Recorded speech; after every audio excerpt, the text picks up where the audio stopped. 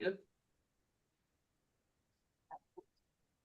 afternoon. We're going to call together the APRN committee. Yes, I know. And before we get started, we're going to assure that we do have a quorum of 4 members. And I believe we do, including our newest member that we'll ask in a minute to introduce herself. So Amy Heights here. Tasha Fields. Okay. Kim Yada, you are online. Can you hear us okay? Wonderful. And then I believe Janet Osterman is our newest member. And I think you're over, so we can let you introduce yourself. Sure. Hello, everybody. Good afternoon. My name is Janet Alstrom. I am an APRN CNS at the University of Kansas Health System here in Kansas City. Happy to be our newest member. Thank you and welcome. Are there Thank any you. other members that we did not move over, that we need to move over? Abigail Lehman, Tracy Clark. Okay, I don't believe so. And we've heard from Kelly, she's not going to be able to join us. So we do have 4 members, and welcome, Janet. We're glad to have you. There is not an on-site package. Additions or revisions to the agenda?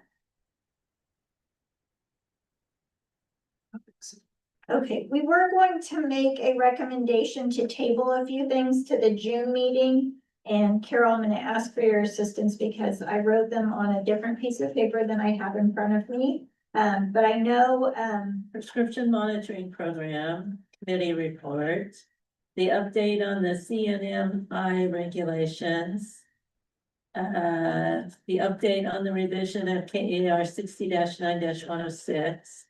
And then number 4, which is the statute and regulation review. And then under new business, it would be B, C, and D. okay, so we will table those and add those to our June agenda, please, Jill. Yes, we will need a motion to approve the new agenda with those changes.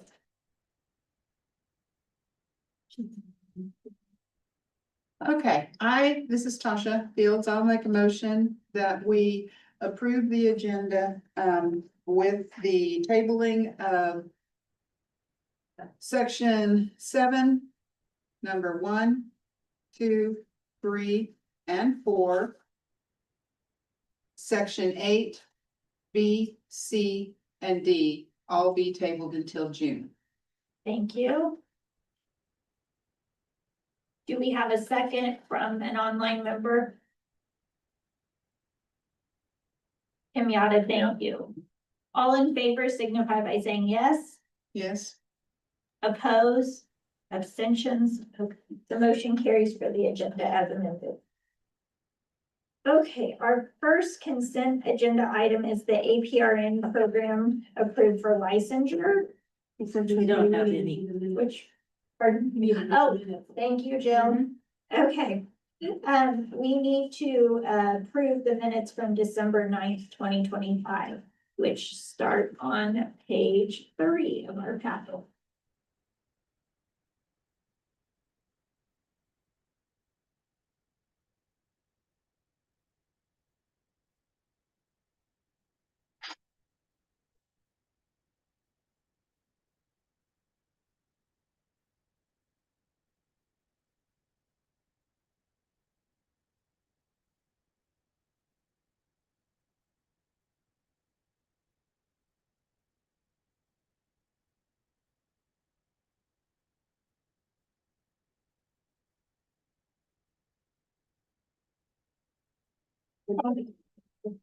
I move, this is Tasha Fields, I move that we approve the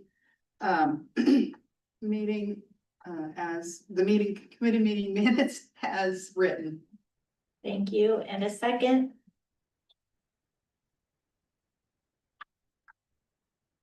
Thank you, Kamiata. All in favor signify by saying yes. Yes. Opposed, no. Abstentions. Motion carries for the minutes from December. And were there any announcements? Okay. Now we will move to the APRN program approved for licensure, and you said there are none. There are So none. we can move past that and go to unfinished business, which again, we're going to table, so we're going to go to new business, which is the ketamine guidelines and new legislation, which begins on page 22 of our packet. And do we need anyone? Jason and Sonia are the presenters for this. Are they over? Looks like they're both on. Okay, Jason and Sonia, would you like to introduce yourselves and give us a little background? Sure, I'll go first. Thank you. Yeah, you bet. My name is Jason Burke. I am a CRNA and a psychiatric mental health and a family nurse practitioner. We have, with my business partner, Sonia, over there, we co-own two businesses. We own an anesthesia group and cover a couple hospitals, one in Butler County and then one in Marion County. And then we also have an APRN clinic in Wichita where we provide mental health treatments. We started off doing ketamine infusions mainly, and it's kind of went from that to doing psychiatric med management and few other primary care things. But I'll let Sonia introduce herself. Thank you. And my name's Sonia, and I'm also a CRNA. And like he said, we both own our anesthesia group and our practice in Wichita. And I also do medication management. I'm also a family and psychiatric mental health nurse practitioner. Okay. Wonderful. And if you would like to give us a little background about the ketamine guidelines and any new legislation. So I think in terms of the guidelines, we weren't overly for sure exactly what we were presenting here. So you'll have to bear with us a little bit. In terms of background with ketamine, it was kind of determined back several years ago that ketamine helped with treatment-resistant depression and a whole bunch of other mental health issues when used in lower doses, not the typical anesthetic doses. So that kind of explored things into these different ketamine treatments, different modes of giving the medication, either IV or intranasal, things like that. And so that's a little bit of the background. There's many studies out there that show that these are effective for a lot of situations where we don't have good treatments. For example, post-traumatic stress disorder or treatment-resistant depression, where these typical modalities don't work. Sonia, do you have anything to add to that as far as history-wise? No, the only thing I was going to add that the World Health Organization categorized it as an essential medicine. I can't remember, like in the 1990s. And then they talked about guidelines. Some of the organizations that we use or follow, of course, American Society of Anesthesiologists, the American Society of Ketamine Physicians, Psychotherapists, and Practitioners. The American Psychiatric Association also had something out.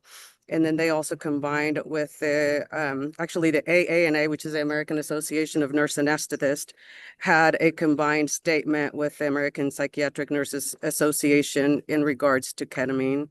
And then some that are specific to ketamine were the Kyra Institute, Ketamine Foundation, and the Ketamine Advocacy Network, or some of the people that we've used for us. I'm not aware of any new legislation related to those. Yeah. It says they wanted us to discuss new legislation, and I'm not aware of anything that was introduced in 26 related to this. Did ANA introduce anything new? Not to our knowledge, Madam Chair. It was. I'm glad to see that we're having this discussion, though, because I did do a little research looking back, trying to find out where this topic came up. And it looked like it started in the practice committee back in December. And I really would like to thank committee member Opeza for getting it into the advanced practice committee, because there was a lot of misinformation given out in the practice committee by an RN, I believe, who clearly didn't understand a lot of the legislation, I believe. So I think we're in the right committee, at least, if there are issues to discuss. But I don't know of any new legislation or anything that's changed. We pull all of our recommendations and all of our guidelines that we use, like Sonia said, from a variety of sources. And there is, consistent agreements between the American Association of Nurse Anesthetists, the American Psychiatric Nurses Association, which kind of covers the psychiatric organizations for both nurses and APRNs. Yep, and I appreciate the guidelines that you've sent forward, the research studies that are all part of our packet and go through the P75. Have there been any restrictions on your ability to order, prescribe, use ketamine in your practice? Definitely not. If anything, it's opened up easier to obtain because we now have an intranasal S-ketamine, which is just the isomer of ketamine that is patented and approved for treatment-resistant depression and suicidal ideations. So since it's FDA approved for that, we can insurance will cover that. So we've had a lot of people who were previously doing ketamine infusions switch over to the insurer to get it paid for insurance. And that program falls within a REMS program where we monitor, where we have to turn in safety data and things like that. Perfect.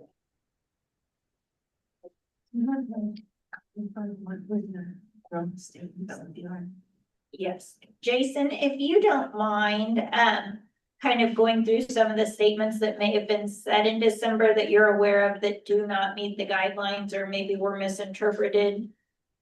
Yeah, sure. I'd love to, actually. Thank you.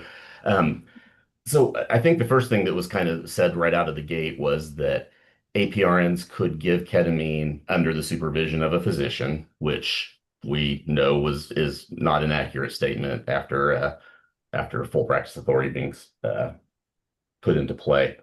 And the other I think big concerning issue that I saw was that this committee member was talking about how there was already statute in place for this issue and or for kind of that was setting a precedence to how we should be doing this. And she was quoting criminal statute and nothing within the Nurse Practice Act or any statute indicating that APRNs, could prescribe medications. And it seemed to be a lot of fear mongering as well in terms of like how dangerous this is and things like that, as opposed to like what guidelines can be followed and have there truly been issues that have been reported with that. There was a question about who's responsible for their medical care and things like that, which clearly falls upon the prescriber to make sure that any hypertension issues, any psychosis issues, all those type of things are monitored and evaluated and treated appropriately. But I think that the biggest issue for me personally was more in terms of the just the lack of knowledge. Ketamine is one of the few anesthetic drugs that actually increases respiratory drive, increases cardiac output, increases blood pressure. And the way that it was being described, it sounded like there had been issues with respiratory depression, which tells me that something else is going on, or the physiology of the drug is not what's at play there. So those were my major concerns. Sonia, did you have any others that you? That was my only thing too, that she mentioned they had had several instances where they had had respiratory depression. And so that was, worrisome that was mentioned too in a committee meeting.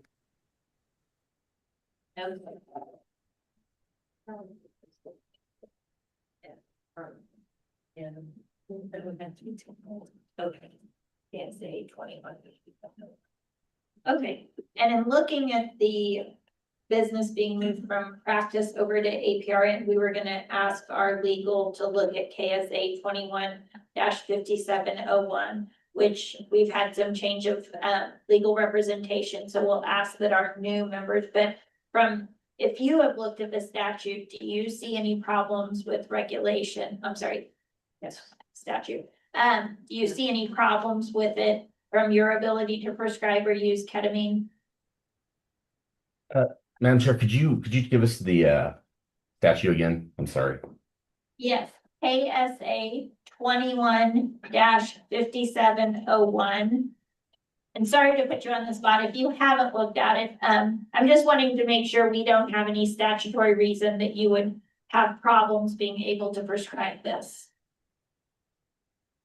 I have a whole host of statutes here, so I'm not sure that I've looked at that one, but I tell you what we can do is we could look at it after and send either Miss Moreland or you some information and just make sure that we don't see anything that's standing out.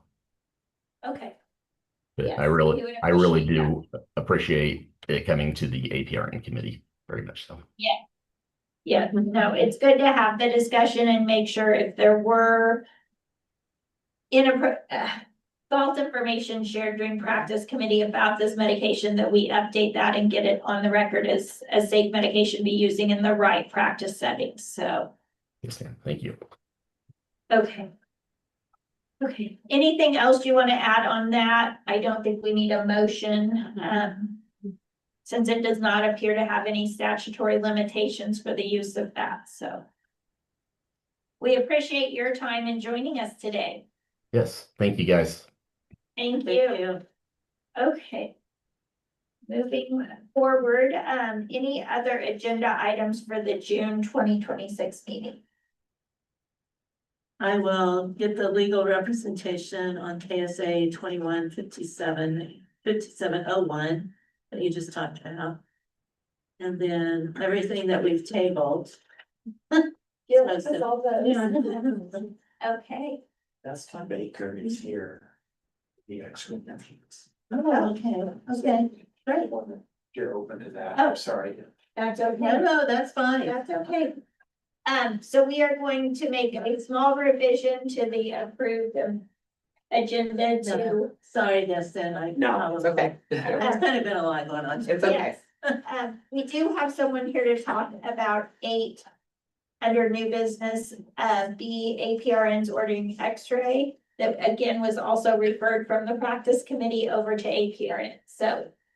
Go ahead, Dustin, if you want. Over there. And I did have a discussion with AANP and they agreed with the same thing. That it's well within our scope of practice to be able to do that. And then let's see what else was there. It's kind of the same thing with, when we were updating the Pharmacy Act. To allow us to be able to prescribe medications. It's really kind of a supply chain issue that they've just really not updated all of this. And NPs across 28 states, including the DC and 2 territories, can order diagnostic testing without a collaborative practice agreement. So we just consider this a regulatory issue that needs to be fixed on their end.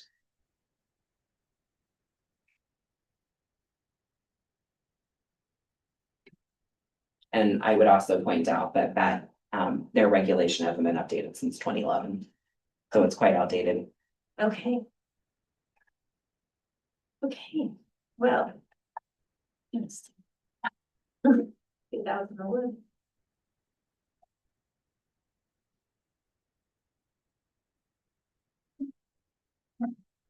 Well, we appreciate you coming, sorry. No we're worries practicing whatsoever. over. No worries. No worries, a lot going on.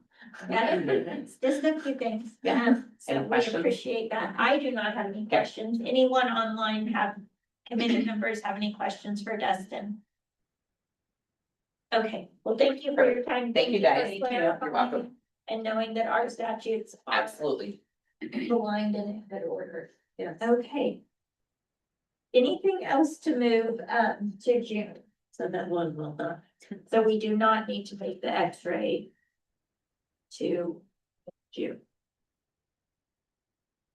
Okay, if there's no further business before the committee, then we will adjourn for today. Okay, thank you.